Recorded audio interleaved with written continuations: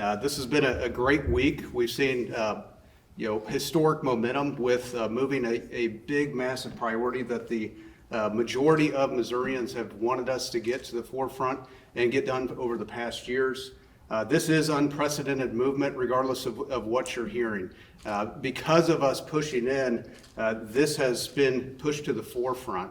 And next week, hopefully, as the floor leader and the Senate Pro Tem has promised, we're going to see this through till we get it over into the House.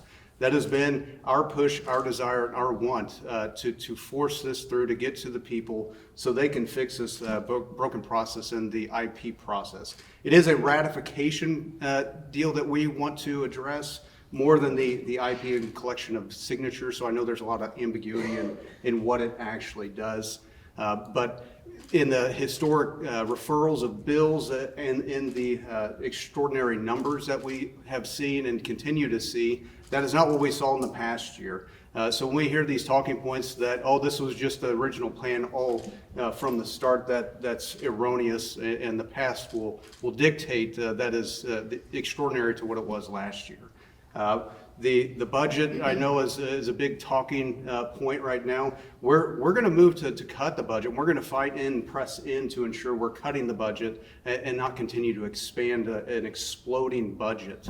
I think it's reckless and ridiculous that we continue to have to go to these extremes and these levels to have to do what Republicans have sent us here to do.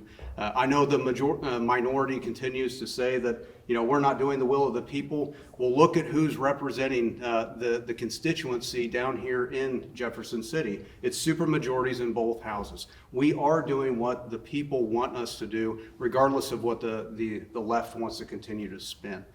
So we're extremely excited about where we're at right now. We will continue to fight through. And again, the Pro Tem has said and gave us his assurance that he will see this through as much time as possible. It will be awesome to actually see Democrats on the floor having to filibuster. I've been here for 4 years in the Senate. I've yet to see them actually have to get up and fight on an issue. They've been able to stand at ease while they're able to work things out, while we are the ones having to push the narrative for Republican big item and priority things. So happy to answer any questions, and we look forward to moving the ball forward for the Republican Party platform.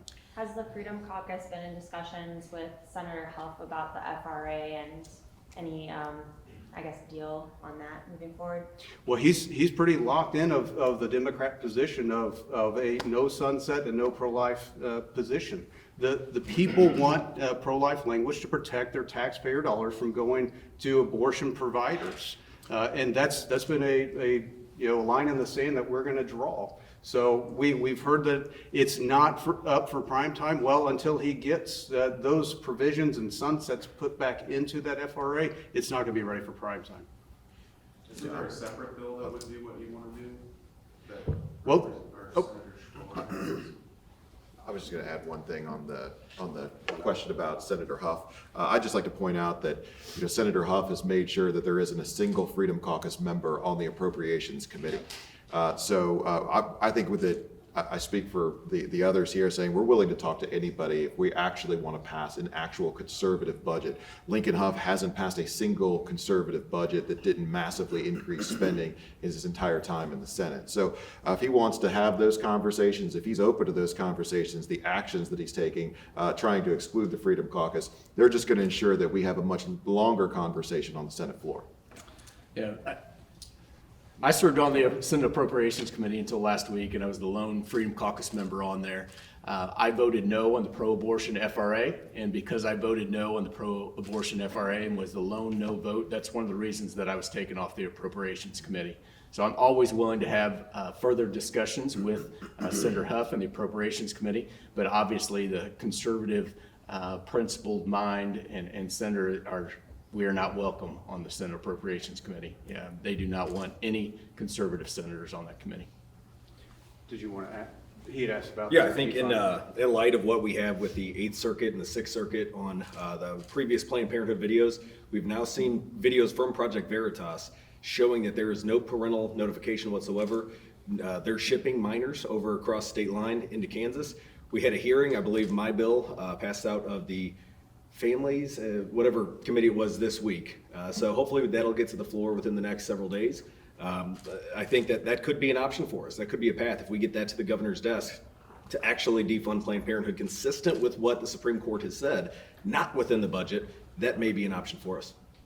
Senator Shore, I'm sorry I just got here, but are you seeking statewide office or running for Congress? Well, not at this time. I think, I'm still thinking about the different options, how to serve the district effectively. But at this time, I'm more concerned with getting these pro-life measures effectuated, get them to the floor, get them to the governor's desk. Senator Eigel or whoever wants to answer this, but I talked to you about this earlier this week. Is the bill, the IP bill right now, is that pretty much what the Freedom Caucus endorses? Is it good as it is? Does there need to be changes on the floor? How does that bill look? Well, I think it's no secret that we're pretty happy with the product that came out of the Elections Committee this week. That's what we were fighting for. It was our language that came out of the committee this week. We're excited to see that get to the floor. You know, it is a reality in this building that sometimes the bill that makes it off the floor isn't the same bill that comes out of committee. I think there are certain things that we're going to fight hard for to not see changed. And then there's maybe some things that we're willing to have a discussion with. But my expectation as we go into next week, I believe the Republican caucus as a whole is united that this is something that must pass next week. That we've already now seen that we've never had a bill that's this big of a priority for Republicans ever move in 4 straight days from the second read calendar to the floor, the perfection calendar. That's never happened outside of a special session before, and it's because we're willing to put pressure on our own colleagues if necessary. So I expect that to continue, but I think that there's a lot of Republicans now that really want to see this done. Next week's the week. Does that mean that you guys are going to make sure it's done next week? Because there are 2 bills in front of it. You have FRA and education. Are you guys willing to be here all next week until it's done? So the first 2 bills, the indications that we have been given is that those bills are not quite ready for extended floor debate, which is what is leading us to believe that the next bill in the line, which is IP reform, is going to come up next week. I don't know why, once we start that conversation, I don't know why we would stop that conversation. The only reason we would stop that conversation is if there are members of the majority that are suddenly having second thoughts. I don't know why any Republican would suddenly be having second thoughts. So they seem to be doing a lot to make sure they're moving it quickly at this point. I expect that to continue. So what are the specific provisions in that legislation that you want to make sure stay in, and then what are the provisions that you're a little bit more flexible on? Well, I think the idea of a concurrent majority is something that we're pretty firm on. I also think that we're pretty firm in not wanting to see any kind of generic threshold increase of the 50+1% standard. So those are 2 things that we're going to focus in on. I think the language on there that prohibits non-citizens from voting, I think that is a critical measure. You know, we're seeing in other areas of the country, I said this at the committee here, we're seeing in other areas of the country, certain cities, New York City, San Francisco, are either actively allowing non-citizens to vote or trying to pass legislation to allow non-citizens to vote. So I think that we want to make darn sure that that's going to be in the final product as well. There's also some things that prevent foreign entities from interfering in our election. Again, these are things that I think, this is not just a Republican issue.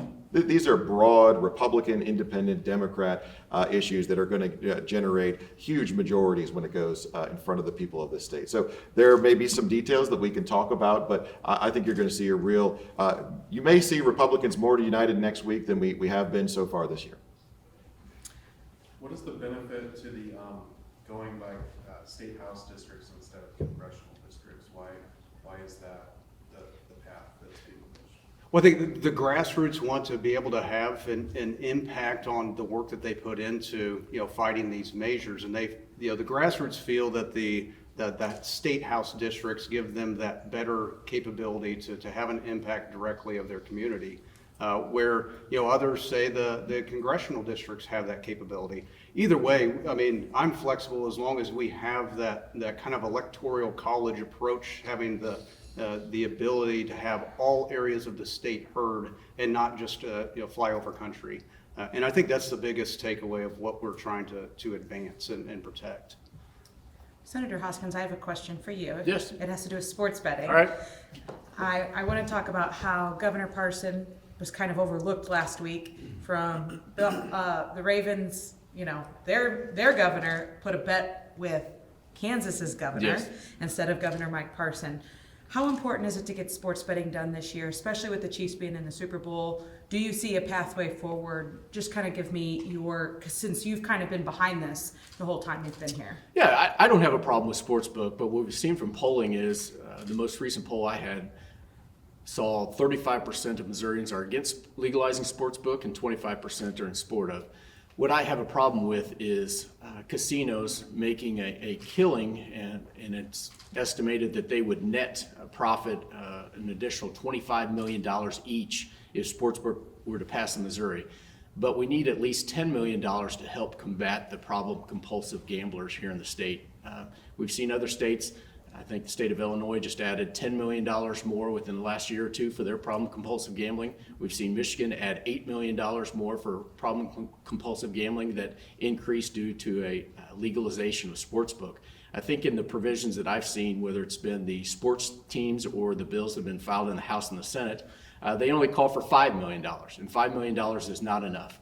So if casinos are going to net profit an additional $25 million apiece, then they need to pay for any problems that they cause with problem compulsive gamblers here in the state. So we'll see what bill actually comes through and what ends up on the Senate floor. Do you support, or how do you feel about these professional sports teams coming forward with an initiative and now circulating it? Yeah, most certainly. It's their right in order to initiate an initiative petition and try and gather enough signatures. Their proposal, again, has a very low tax rate. The fees are very low, and the amount of money that they're willing to put toward problem compulsive gambling here in the state is very minimal. That definitely needs to increase, because there will be an increase in problem compulsive gambling here in the state, and especially when these, like I said, these sports teams and casinos are going to become a lot richer. They need to pay for any additional problems that they cause because of legalization of sportsbook. Emily, that was the governor of Maryland, is that what you said? Yeah. Okay. Are we sure that maybe he didn't want to go straight to Governor Parson because he knew they were going to lose? That's possible as well. Is the money for compulsive gambling the only hang-up, or is there still I guess, standoff over expanding VLT? I think, it's both. I've always said that, hey, we should combine the issue of gaming into one discussion. You know, we've had proponents of both bills say that they need to be separate. It needs to be their own separate bill. However, last year, they actually attached sportsbook legislation to a tax bill and sent it over. So their claims ring hollow to me, because when they've been supposedly big proponents of keeping those two issues separate, last year at the end of session, they tried to combine sportsbook into a taxation bill, which was definitely a Hammerschmidt violation and would have ended up in the courts. So I do believe that, we had the minority floor leader talk about the proliferation of video lottery terminals in the state. I mean, probably here in Jeff City, there are thousands of those machines. You see them in truck stops. You see them in fraternal and veteran organizations. They need to be regulated. You don't know when you go in and play those, if it says you're going to win every 2 times out of 100 pools, that you actually are going to win. They're currently unregulated. So they need to be some sort of regulation on there to protect the integrity of the players and make sure that those machines are actually doing what they're supposed to be doing. So do you think both issues need to pass at once? I think, yes, I've been a big proponent. I think both issues need to pass at once. We need to make sure, this all came about as I was looking to try and help fund our veterans' homes and cemeteries in the state. I have a veterans home in Warrensburg, Missouri. I have a veterans cemetery in Higginsville, Missouri. And so when we've seen that revenue decline from the casinos, the amount of money that they're paying in to help with our veterans homes and cemeteries, trying to find a direct source of revenue. Video lottery terminals would provide up to about $30 million to our veterans homes and cemeteries. Sportsbook would provide $0 to our veterans homes and cemeteries. So this has always been an issue of trying to help out our veterans, trying to keep our commitment and honor our commitment to them to make sure that they're well taken care of. Question on that follow-up. What was your take on the differences in the tax rates between what casinos currently tax for gaming and the proposed 10% rate in the House bill. Yes, I think the 10% rate is way too low. I mean, you know, what we've heard from the casinos is if you put the tax rate too high, then you won't get any revenue. However, I believe it's New York has a 51% tax rate on sportsbook. And there are a lot of people in New York that are betting, and casinos are still making a profit there. So 10% is definitely not enough. But what I would like to see also is an increase in the fees. So to make sure that those that have compulsive gambling problems can actually get the help that they need. So 10% is way too low. Currently, I believe they're at 21% on all other games. On that same note, are you kind of concerned with this sort of 10% rate when compared to the rates of the states surrounding Missouri? Because you mentioned New York, I think Illinois is, off the top of my head, I think it's like 20%, maybe a bit more. It's, you know, the same sort of idea of residents surrounding Missouri able to take advantage of this, and, you know, the proposed 10% rate could be perceived as low compared to, say, Illinois or Oklahoma. Right, yes. I think, like I said before, 10% is too low. We have some surrounding states that are a little over 20%. I believe that Missourians would want sportsbook to be taxed at the same rate that casinos are currently paying now, and 21%. So I would like to see a rate of that, but some of it involves the fees too. We want to make sure that the casinos are actually paying enough in fees for the state to administer the program. We want to make sure that the program has a lot of, you know, integrity to it, and there's no bad actors. On the budget, state adequacy target is higher this year for the first time in like 4 years, and that's a large driver for education costs. Are you in favor of fully funding the foundation formula with this $300 million increase?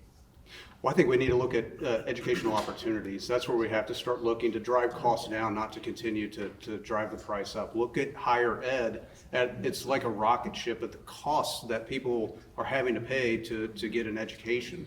I think it's ridiculous, and the only way we're going to do that is if we're introducing competition, you know, better outcomes and lower costs all around. And that it's worked in other states. It's drove costs down, and it's made people more competitive, because that's the nature of a free market of, you know, getting people to come to your establishment, whether it is education or whatever it is. So I think that's the approach we need to take. And I think that will, you know, rise, you know, the tide will rise, and we'll lift all boats at that point. So I'd like to just talk about the timeline here real quick. So I've seen that Missouri Senate Republicans, we've got a timeline here. I think what's most important about the timeline is because of what the Freedom Caucus has done, holding leadership's feet to the fire. We actually, last Thursday, because we were holding leadership's feet to the fire and filibustering, all those bills were referred to committee. They could have been referred on actually January 4th, but they were not referred on January 4th. Because of Freedom Caucus holding leadership's feet to the fire, they were actually heard in committee on the 29th, executive session on the 30th, and were turned in to put on the calendar. So in spite of leadership's trying to slow walk initiative petition reform to protect the Missouri Constitution, because of what we've done in the Missouri Freedom Caucus, and because of I think we're up to about 15 Republican central committees across the state, putting pressure on leadership and supporting the Missouri Freedom Caucus in order to get initiative petition reform passed. We're going to have initiative petition reform debated on the Senate floor next week. Yeah. If it were not for our actions, these bills would still be sitting on the calendar. They would have not been referred. They would have not been heard in committee. They would have not been voted on committee, and they would not have been turned in to be on the Senate floor up for debate. So I know I'm not sure what all these dates are, but basically the Freedom Caucus timeline of SJR 74, the only reason that we're debating that next week is because we held leadership's feet to the fire and made sure that this was one of the fastest moving bills, as Senator Eigel said, from last Thursday up until yesterday, when it was turned in to be debated next week. So you don't think the side over here would have been accurate? Well, I think that the real takeaway from that, I'll jump in here too. I think the real takeaway from that is, I think it's pretty clear that we've made our leadership uncomfortable with our tactics out on the Senate floor. And as a result of those tactics, the floor leader, Senator O'Loughlin, said in public in an interview that, and this was before the bill started to move, that it could be the last day of session that we hear these bills. She said that publicly in an interview. And as a result of the filibustering and as all of the slowing and the tactics that they so decry, they're so uncomfortable that they're leaving presents like this for us up here at our press conference. So I don't know if you guys in the press have ever seen something like this happen, where they leave little boards like this as a gift. And it really, I would look at these boards as kind of before the Freedom Caucus took action and after the Freedom Caucus took action, because all these things where nothing was really happening, that's before we became aggressive in our pursuit. And then when things started moving really quickly, that's after we were doing what we're doing. So my message here is we aren't going to be silenced by the tactics of our leadership, whether it's take our parking spaces or come into our office and take our furniture away. And this should serve as a template for the other big priorities, not just IP reform, but for the other big priorities that the Freedom Caucus is going to fight for as soon as IP reform makes its way out of the Senate chamber. Which include, Go ahead. Yeah. Tax cuts, budget, cuts, reforms, educational choice, immigration. There's a plethora of things. We've even, and the Missouri farmland, protecting it for Missourians owning our farmland, and that's a big one that we have to address. But we've sent out a release of all the platform items that we're going to be fighting for and pressing in on to get done. So, but I will say, I wonder who's, is the caucus staff actually taking the time out of what they should be doing to advance caucus positions, doing all of this work? I find that to be remarkable that we're have all this time to make, poster boards, but we don't have time to actually, advance other big policies. So this is remarkable and this is unprecedented, and this is what we're up against day in and day out. So thank you all very much. Yep. Appreciate you. Thanks, guys.